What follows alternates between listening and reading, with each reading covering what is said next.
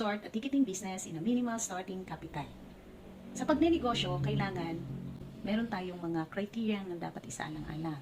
Okay? So, una po doon, dapat naka-pandemic-proof business, home-based online business, low capital, world-class business, well-established ang market, easy to set up, portable, combination of businesses, guaranteed fast ROI, tao ang lalapit sa'yo at hindi napapanis. Okay? So, ang good news, yung mga criteria na yan ay nandito po yan sa pag-uusapan natin na one-stop shop business. So, kailangan lang po natin na magkaroon dito ng tinatawag na e-cash or electronic cash system.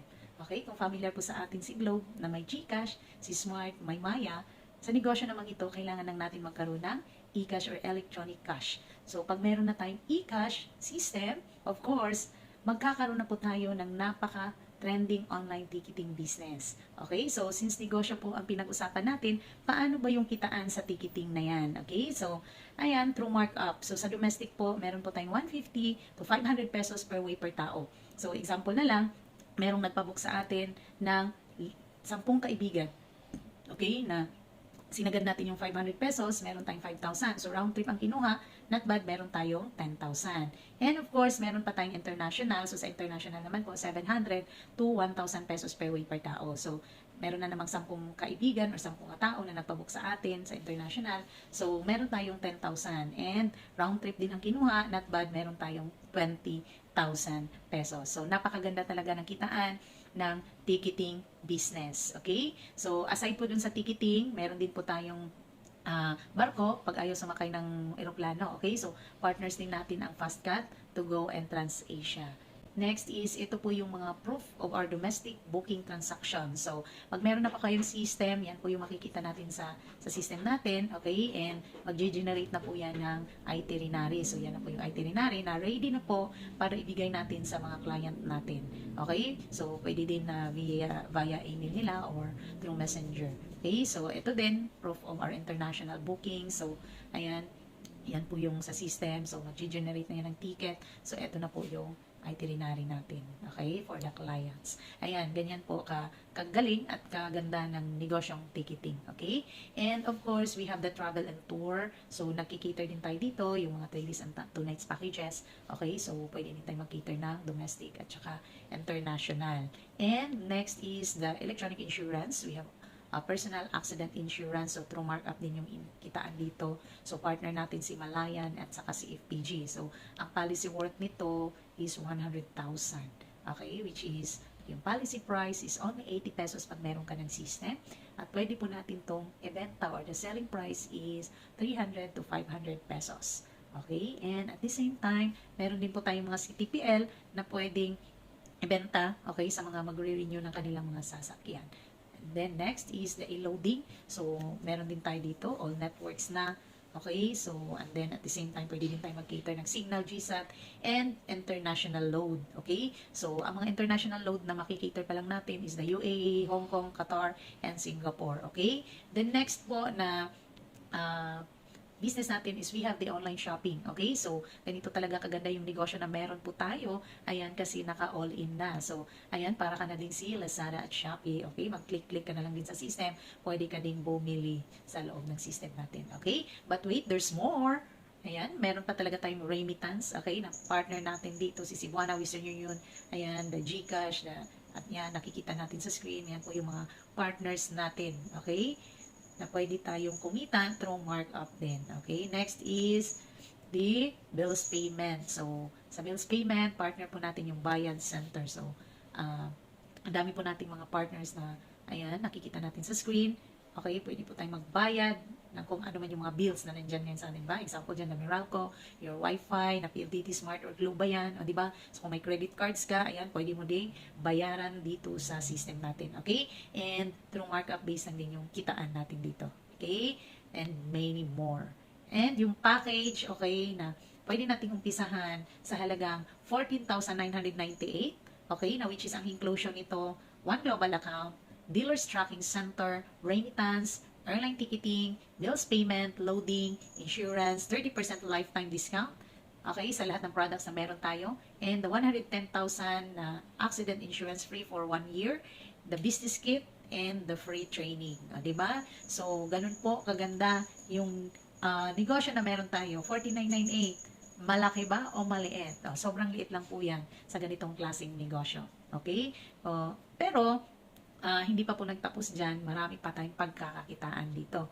Okay, so next doon is the finder's fee. So ano ba yung finder's fee na yan? So what if meron kang kaibigan, okay, na gusto din magsimula ng ganitong klaseng negosyo?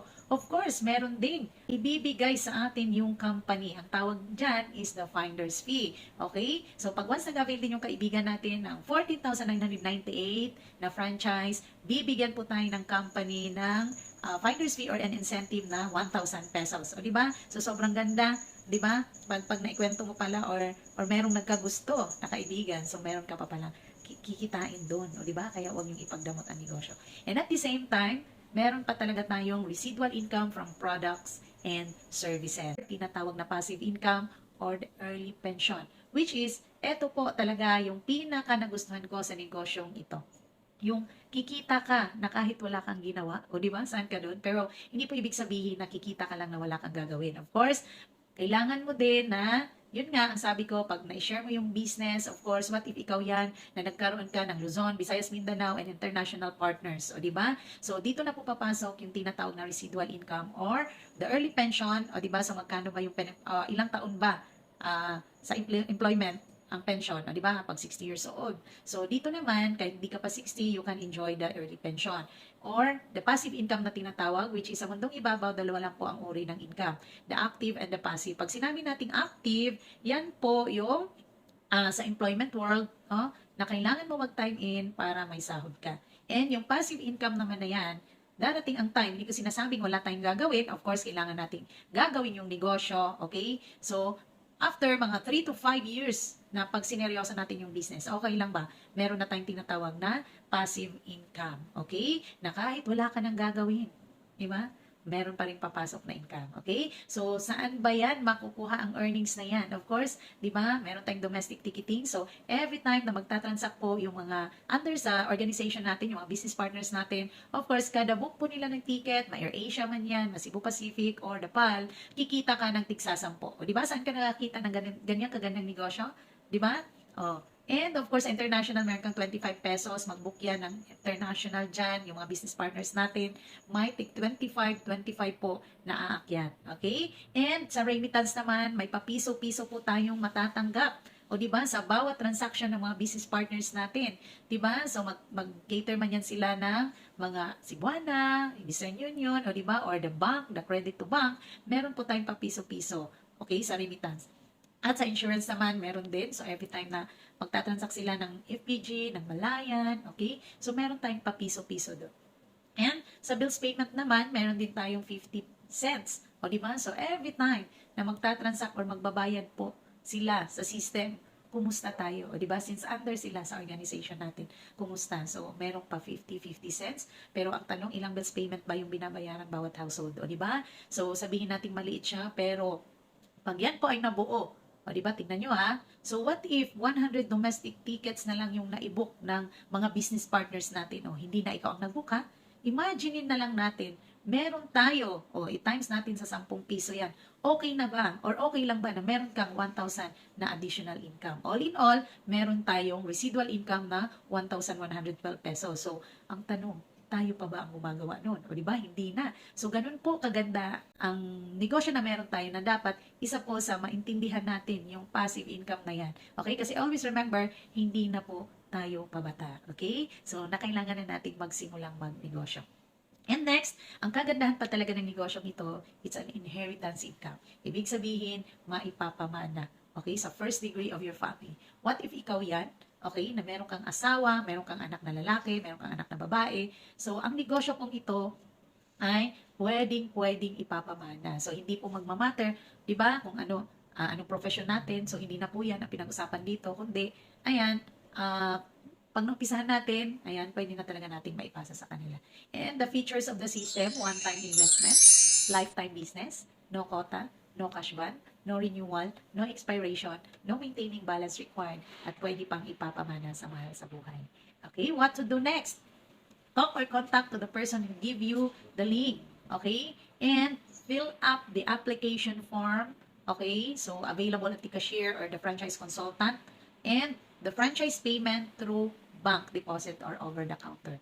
And the 2 valid IDs. Gusto ko ipakilala sa inyo, okay, yung company name, the Unified Products and Services. Actually po, nilaunch po ito November 11, 2011. Sa pagmamayari po, okay, ng very humble, pure Pinoy, President Emmanuel Pascual. CPA po siya by profession. Dati po siyang nagtatrabaho sa Bangko Sentral ng Pilipinas.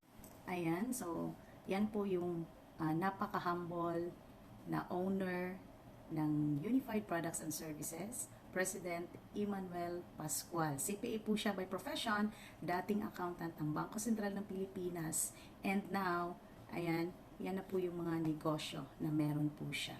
Kasi, yun nga, ang sabi po niya, wala talagang yung mayaman sa pagiging empleyado, kundi sa pagnenegosyo. And, with regarding po sa legalities, wag po kayong mag-alala, kasi 100% legal po yung negosyo na ino-offer namin sa inyo.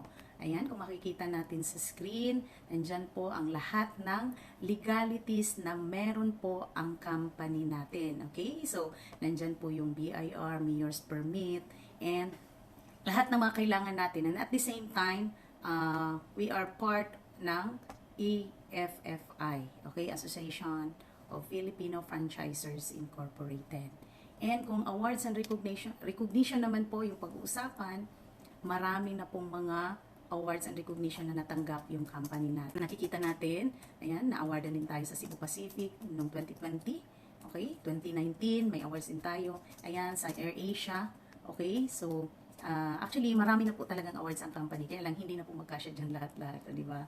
And of course, merong kasabihan, if you always do what you've always done, you'll always get what you've always got. Decide now. Thank you and God bless. For more info, kindly direct message me in my FB account. Please see at the description.